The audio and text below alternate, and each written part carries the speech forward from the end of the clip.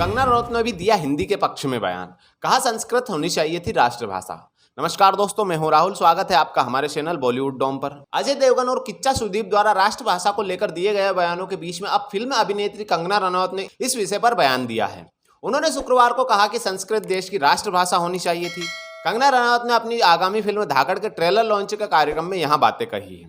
कंगना रनौत ने कहा है कि जो हमारा मौजूदा सिस्टम है, सोसाइटी है, उसकी भाषा और संस्कृति में काफ़ी विविधता है और हर किसी का जन्मसिद्ध अधिकार है कि वह अपनी भाषा और संस्कृति पर गर्व महसूस करे।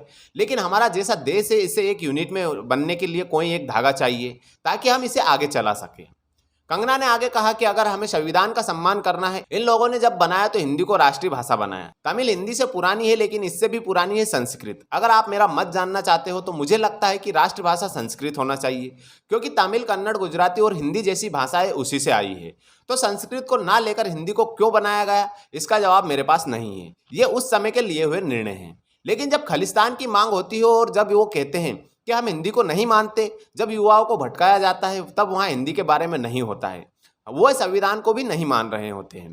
कंगना रनौत ने यह भी कहा कि तमिल का भी मूवमेंट हुआ था, उन्हें एक अलग देश चाहिए था। जब आप तमिल रिपब्लिक की मांग करते हैं और कहते हैं कि हिंदी को भाषा नहीं मानना, तब आप सिर्फ हिंदी की ही नहीं बल्कि देश की केंद्रीय सरकार को भी नकार रहे होते हैं। यहाँ कई लेयर्स की चीज है। जब आप इस बारे में बात करते हैं तो आपको इन सभी लेयर्स का अंदाजा होना चाहिए। तो जब भी आप हिंदी को डिनाई करते हैं, तब आप हमारे संविधान और दिल्ली की सरकार को भी डिनाई कर रहे होते हैं। कंगना रनौत ने आगे कहा, आप दिल्ली को नहीं मानते, चाहे हमारा संविधान हो, सुप्रीम कोर्ट हो, चाहे किसी तरह का कानून बने हो, दिल्ली में जो भी सरकार हो वहाँ जो भी करती है वहाँ हिंदी में करती है।